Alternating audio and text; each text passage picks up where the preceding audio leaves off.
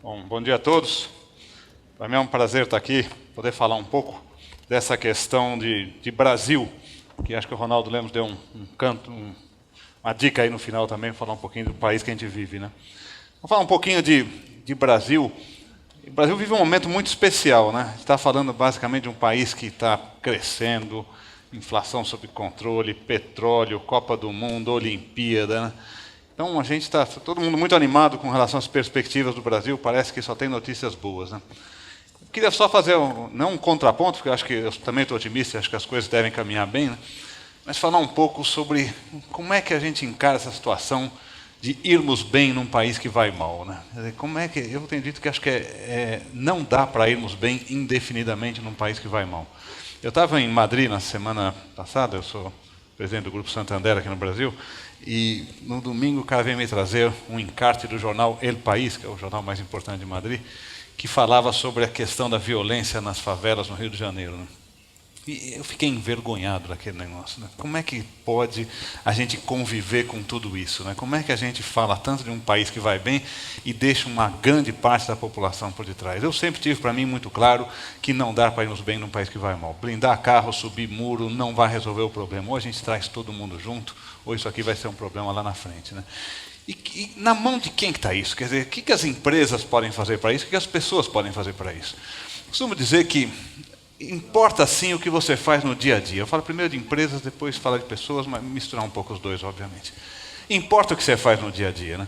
Eu dava como exemplo, para chocar todo mundo, que tem traficantes, na verdade, que cuidam de favelas, de idosos, né, de creches, mas isso não os transforma em cidadão com responsabilidade social, né? Porque o que ele faz no dia a dia é uma coisa de marginal, portanto o resto não importa mais. Então, eu acho que isso vale para as organizações também. Lógico que o país tem carências, lógico que tem que ter problemas assistenciais, eu não sou nada contra isso. Mas sou muito a favor de o que você faz no dia a dia. O que você faz no dia a dia está agregando valor? Você está fazendo a coisa que no dia a dia, de fato, está de alguma maneira construindo para que a gente possa ter um país melhor? E acho que esse é o ponto que pegou um pouquinho na introdução que ele fez aqui, na questão do trabalho em banco. Então, vamos fazer as perguntas de banco. Eu tenho algo a ver com o fato de que uma empresa para a qual eu fiz um empréstimo está causando um dano no meio ambiente ou não é problema meu? Eu devo contratar a empresa que cobra menos, independentemente dela pagar imposto ou não? Ou eu estou preocupado em saber se a empresa no fundo está ou não está pagando imposto? Estou preocupado com a situação dos meus fornecedores, dos meus funcionários, com diversidade? Ou meu negócio é lucro? Bom, a gente pôs na cabeça o seguinte: importa sim como você constrói o seu resultado. Aí você vai agregar valor, mas você precisa fazer a coisa de uma maneira a levar em consideração o impacto que você causa em tudo com você interage. Primeiro foi meio ambiente. Foi curioso até, porque o primeiro exemplo que me surgiu, até não foi dos mais difíceis, era uma empresa de pesca de camarão predatória, né? A gente deve trabalhar com isso ou não? Eu não entendo nada disso, mas eu imagino que uma empresa que faça alguma coisa predatória, isso quer dizer que com o passar do tempo ela não vai mais poder fazer. Então como é que eu vou emprestar dinheiro para essa empresa? Então vamos colocar a empresa para fora? Não. E se a gente fosse lá conversar? E fomos lá conversar e no fim financiamos, né, um oceanógrafo, que eu não entendo nada desse assunto, mas ele entendia, para ver como é que você poderia fazer uma coisa, né, diferente e que fosse sustentável, no sentido de que ele pudesse continuar aquela pesca por um período muito grande. E conseguiu fazer isso. E todos saíram ganhando. A empresa, porque vai ter uma perspectiva de negócio muito melhor, o banco, porque fez uma operação com a empresa, e quem gosta de camarão, porque vai poder comer camarão por mais tempo, porque foi mudado totalmente a maneira de se trabalhar. E isso pegou muito forte dentro do grupo, né? Então, primeiro vamos olhar, o que a gente faz dentro de casa? O banco não é exatamente uma indústria que polui, né? Então, o que a gente faz com relação ao meio ambiente? E a questão social? E a questão da educação financeira? O que nós estamos fazendo? Como é que a gente trabalha? E vamos trabalhar todos esses aspectos para depois poder falar com os nossos clientes. Então, mais um exemplo super presente. Aliás, é interessante porque hoje de manhã, né, a semana é meio corrida, eu tive mais cedo na GV fazendo uma palestra para 120 estudantes de vários países do mundo, num programa chamado One MBA da GV, falando justamente sobre essa questão de compatibilização de ética nos negócios, né? De colocar de lado essa questão do falso dilema, né? Ou você faz os negócios, ou você respeita o meio ambiente, sociedade e tudo mais. Os dois não dá, sabe como é que é. Eu vou voltar já a falar sobre isso. Vou dar um outro exemplo aqui. Uma empresa de motoboy, né? Esse é um exemplo bem marcante. Morre um motoboy por dia em São Paulo.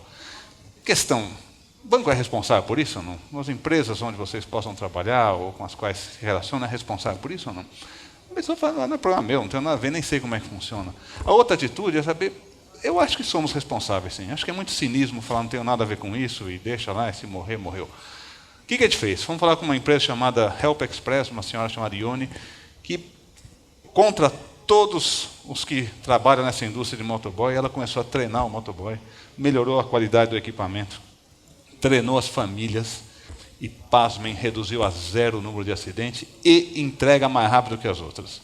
Por quê? Porque provavelmente, se você trata bem o motoboy e dá condições, ele tem uma recíproca dele para também dar a qualidade, o melhor dele para que aquele negócio se viabilize. Podia ter tido atitude que não é problema meu. Uma outra empresa prestava serviço e cobrava mais barato, depois descobrimos que não pagava impostos. Pergunta, o banco tem algo a ver com isso ou não? Não quero entrar no aspecto legal, que é uma outra discussão. No aspecto moral. Tem algo a ver? Minha conclusão foi a seguinte, se nós precisamos disso para viabilizar o banco, nós temos algum problema. Não é possível. Eu não quero mais saber de contratar pessoas que não tenham exatamente essa visão de como se relacionar com a sociedade, inclusive com relação ao meio ambiente, com relação à questão social, com relação à questão da diversidade. E a gente conseguiu trazer uma série desses exemplos para o dia a dia, dentro da ideia que o Ronaldo estava falando um pouco, da transparência, né? Eu acho que o mundo agora, e mais do que nunca, e esse evento aqui é mais um exemplo disso, né? Não tem on e off. Você está on o tempo todo. Tudo o que você faz deve ser visto como parte da construção de uma visão maior, de uma imagem, de um trabalho, de um impacto que você causa. Então não adianta ficar com essa ideia de que só o que você está mostrando para a pessoa é aquilo que ela está vendo. Ela está vendo muito mais, né? Todos os mecanismos, todas as tecnologias novas, o que eu recebo de e-mail diretamente de clientes, de funcionários, de fornecedores, com críticas, e críticas boas, falando, mas você falou isso, mas no seu banco acontece aquilo. É ótimo, tem 50 mil pessoas, deve ter de tudo lá dentro. Costumo brincar que deve ter até alguém normal. Eu não vi ninguém normal até agora, mas deve haver, nem mesmo quem vos fala é normal, mas deve ter alguém que é normal. Tem de tudo, logicamente, aquilo é uma síntese um pouco da sociedade que a gente tenta melhorar. Mas a questão é, o fato de eu não ter resposta, o fato de eu não saber fazer, não quer dizer que a pergunta não está lá, que a intenção não esteja lá. E o que a gente está fazendo com o tempo é ver se muda um pouco essa mentalidade, colocar em todo, né, eu falo sempre que é construir não apenas um banco melhor, mas um mercado melhor e um país melhor. Né? Quer dizer, como é que a gente articula tudo isso, de maneira que a gente possa ter concretamente exemplos que apontem na direção daquilo que você entenda que deve ser feito. O banco tem suas peculiaridades, mas todas as empresas têm alguma coisa a ver. Questão de fornecedores, questão de como é que você se relaciona, a questão da diversidade. Diversidade, vamos dar oportunidade para todo mundo? Não vamos. Deve ter cota? Devo forçar? Não devo forçar? Como é que a gente lida com esse problema? Eu costumo dizer que a diferença faz a diferença. Não tem nada melhor do que você ter um problema sendo visto por pessoas com pontos de vista diferentes que permitem a você ter a melhor visão daquilo. Mas o que eu descobri é que o maior problema que eu tinha na questão de diferenças, na questão de diversidade, não é questão racial, não é questão de condição física, orientação sexual, o que for, é questão do pensamento. Como as pessoas são pouco tolerantes com alguém que não pense como elas. Né? E como são inteligentes as pessoas que pensam como nós pensamos. Né? Isso é uma coisa impressionante.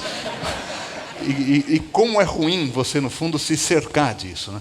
Então, se cercar dessas pessoas. Como é ruim para o grupo, né? Ter essa visão única de como é que você se relaciona com pessoas que não têm condição de ter o controverso, de poder crescer. Né? Então, eu acho que o que a gente está falando é justamente disso, né? De ter as perguntas certas e trazer as perguntas para o dia a dia. Né? Como é que você faz isso? Como é que você incorpora isso na empresa? Eu costumo dizer que a ideia do give back que os americanos têm, que é basicamente passar caneta no cheque e a borracha na consciência, não é o caminho.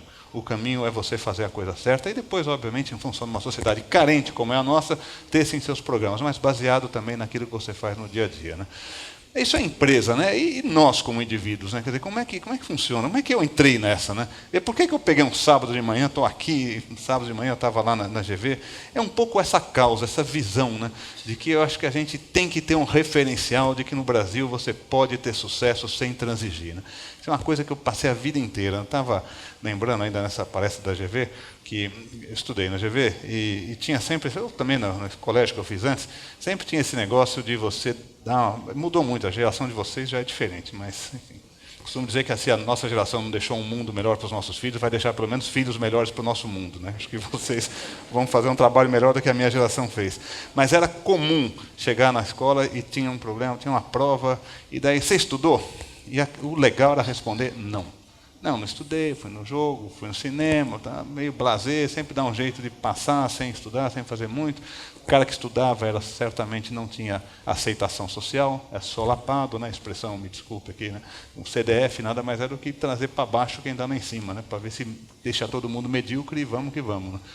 E eu fui estudar no exterior e aconteceu um episódio muito marcante para mim. Né? Cheguei lá, um dia aparece um suíço, tinha que ser um suíço queimado, e tinha uma prova. Né? E o americano perguntou para ele assim, você não estudou? Ele falou, não, eu fui velejar. E eu estava ouvindo esse diálogo, né? Ele faz no Brasil, o cara era um herói aqui. Ele falou, não, você é louco, o americano falou, você é louco, cara, é uma prova hoje, você foi velejar. Eu fiquei pensando na inversão de valores que temos aqui, né? Nessa questão da valorização daquele que consegue alguma coisa através de um atalho sem que tenha colocado na mesa o esforço que dele se espera. Né? E isso me marcou muito. Né? Eu, quando voltei para o Brasil, eu fui dar aula, né? Dar aula até para falar um pouquinho sobre o negócio de ética, fui dar aula sobre, para vocês deve ser um choque aqui, sobre futuros derivativos, que um negócio pessoal falou, o que é isso? Né? E era muito associado sempre com manipulação. Né? E estou no meio da aula lá, e alguém levanta a mão para mim e fala, professor, mas a gente não pode usar esse tipo de instrumento financeiro para evitar imposto de renda, ou para forçar a valorização de um preço ou de outro? E eu caiu na hora uma coisa e falei, olha, isso aqui é a mesma coisa que perguntar no professor de autoescola se você pode matar alguém com o seu automóvel. A resposta é sim. Mas é por isso que a gente tem uma série de ensinamentos, de autorizações, de educação, na verdade, para que você aprenda a lidar com o automóvel, né? Que pode sim causar grandes estragos, se mal utilizado, assim como é também questão de instrumentos financeiros. Mas eu não estou aqui para ensinar isso. Eu estou aqui para ensinar como se faz um bom uso, se melhora a gestão financeira e, portanto, se agrega valor para a sociedade através do bom uso desses instrumentos. E me caiu essa ficha também nesse dia, somando tudo, de que a gente deveria falar mais sobre essa questão de ser uma referência, assim, ter menos vergonha de falar que o que nós estávamos fazendo estava agregando valor para a sociedade e que estávamos fazendo sem transigir e que eu estava tendo, né, no caso, eu acabei sendo promovido para presidente na época BNAMA, o Banco Real, né, e falei assim, eu vou começar a falar um pouco mais, porque sempre fica a ideia, eu sei que tem, e deve ter num grupo desses também, sempre tem alguém que pensa, alguma coisa fez, a vida não é assim, a gente sabe como é que é no Brasil, pois eu comecei a adotar esse negócio que a coisa não é assim mesmo, e não precisa ser assim mesmo, se a gente não quiser que seja assim mesmo, mas está nas nossas mãos. Né? Eu acho que esse é importante lembrar, quer dizer, é no dia a dia das atitudes. Né? É um filósofo americano, Ralph Emerson, que fala, suas atitudes falam tão alto que eu não consigo ouvir o que você diz. E isso balizou minha vida. É o que você faz no dia a dia. Acho que nós temos no Brasil uma tolerância com relação a pequenos delitos, né?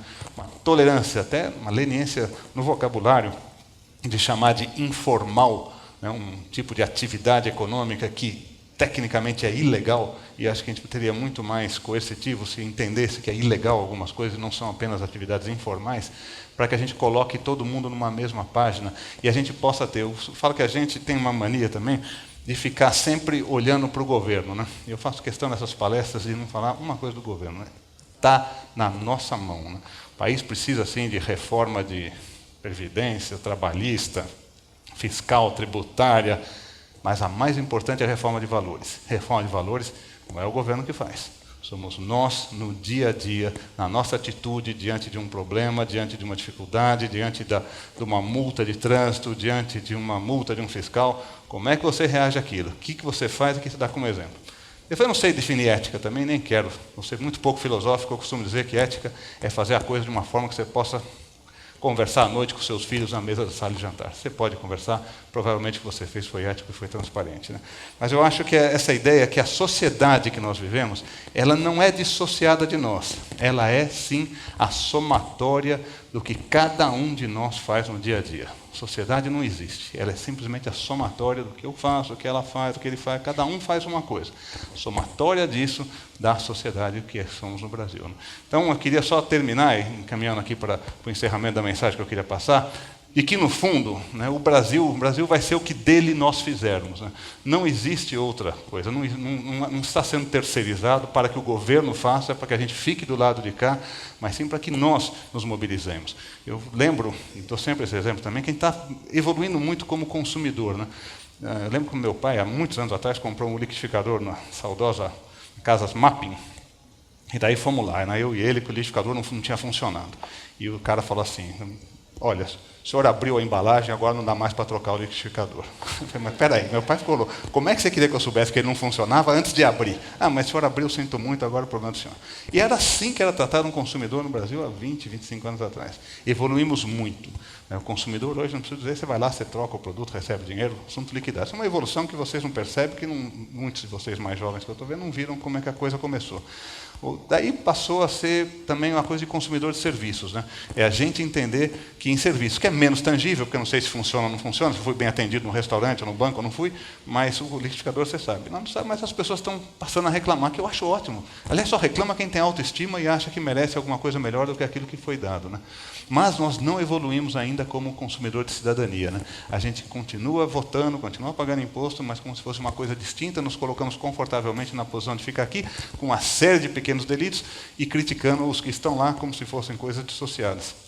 Temos, que entender que é a somatória das nossas atitudes que faz o que está lá, e dois, que nós temos que nos conectar, porque fomos nós que pagamos com votos ou impostos aqueles que estão lá. Né? Então, essa ideia de que o Brasil vai ser o que dele nós fizermos, e se nós queremos, de fato, mudar o Brasil, eu acho que o mais importante é lembrar da frase de Gandhi, que dizia, nós temos que ser a mudança que queremos ver no mundo. Muito obrigado, essa é a mensagem.